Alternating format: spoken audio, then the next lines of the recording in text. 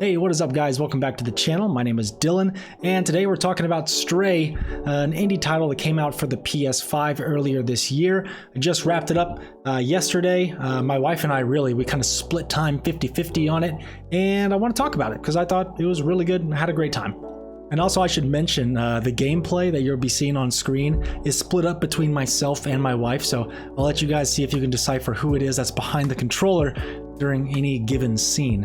But without further ado, let's talk about the story, let's talk about the setting, and let's talk about the character, because that's one of the best parts. The fact that you get to play as a cat. I don't know what it is about games where you get to play as an animal, but something about it just feels so fresh and unique. One of my other favorite games that pops right off the top of my head, Untitled Goose Game. Fantastic game, just pure fun factor, and you get to play as a goose and just do goose stuff. And in this game, you get to do a lot of cat stuff too, but we'll talk a little bit more about that later. Let's talk about the setting. Post-apocalyptic, one of my favorite in media, TVs, movies, video games, whatever. The post-apocalyptic setting is so malleable and flexible. You can do so much with it depending on what cataclysmic event it is that caused the spiral of the planet in the first place. In this instance, the majority of the game takes place in an underground sealed city. And the story goes, you know, you're a cat, you're hanging out with your cat family, traversing the overworld. It's very nice and cozy and sweet and loving, until you accidentally slip and fall down a deep, dark crevasse. You wake up in this sealed underground city and now have to climb your way back to the top in hopes of being reunited with your family. And there's also the added mystery of what happened to humanity. Are there any humans left? Are they hiding? Are they completely wiped out? Who knows? As far as the general vibes of the game, there is some pretty good comedy, really funny jokes, and it also can get really sad and depressing. I think this game almost made me cry like twice, maybe 3 times, and I don't really get teary with a lot of video games, so that's saying something. There are a couple of tear-jerky moments, but overall, I was very happy with the story, and it was a great time.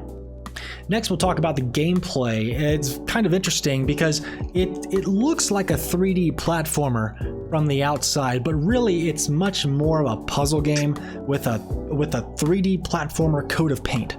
Because when you think of a 3D platformer, the challenge comes into the actual process of jumping to the next platform. Do you have to get a running start? It's all about the timing of the jump and the arc of your character. Is the platform you're jumping to up high? Is it down low? Is it moving? You know, that is the challenge with a 3D platformer, and that's something that you don't really find in Stray, because interestingly enough, you cannot fall off ledges in Stray, and you don't really have to time your jumps or judge the distance of your jumps at all, because the way it works is you walk up to a ledge, and again, remember, you can't fall off, so you can just walk all the way up to the ledge. You look at the target that you want to jump to, and you'll see a little button icon, an indicator pop up on the surface that you're looking at. You just press X and your character will automatically jump to that next surface. I find that interesting, and at first I didn't really like it, but you know, I think it opens up the game to a younger audience and maybe a less skillful audience. Not that you can't enjoy it if you're like super god tier video gamer like myself, but I think it was an interesting choice in that aspect, the difficulty side of things. But I also do think it makes sense from a character standpoint, because again, you're playing as a cat.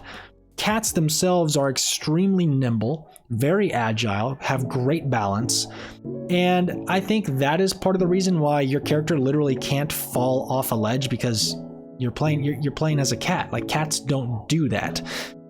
Secondly, I think this allowed for your character to traverse more diverse terrain. What I mean by that is because you can't fall off ledges, it allows you to easily navigate like very, very narrow passages and tight corridors.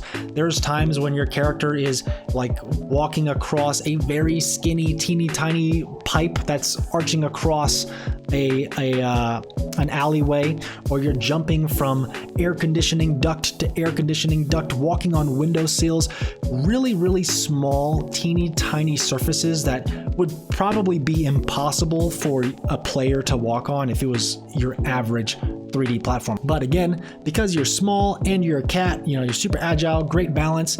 I think from a developer standpoint, it gave them the option to take you through some more interesting areas that you might not be able to if it was a standard 3D platformer. I hope that makes sense. But as I said, at the end of the day, this is a puzzle game, and a lot of the puzzles are have you interacting with the environment or interacting with the NPCs, basically getting the NPCs to do your bidding to provide you the solution to a puzzle. Some of them revolve around just doing general cat stuff like scratching up a couch, knocking things off of counters, causing chaos, just general feline chaos. You can just wreak mayhem. You can just wreak mayhem on people. You can just ruin people's day. And you get to laugh because you're a cat, and that's what cats do. It's maniacal fucks. If there's one negative thing to say about the game is that graphically, it's nothing special. It's certainly not a next-gen looking game. It kind of looks like an early to mid PS4 title, in my opinion. But again, unless you're a real stickler for graphics, it shouldn't really bother you. Didn't really bother me. Ultimately, I had a great time with this game, as did my wife. It's a great date night game. It is a fun, chill experience. There's very little moments where you're being chased by enemies or you're at the risk of dying and losing massive amounts of progress. It's low stress. It's just fun, slow pace, solving some puzzles. You're a cat.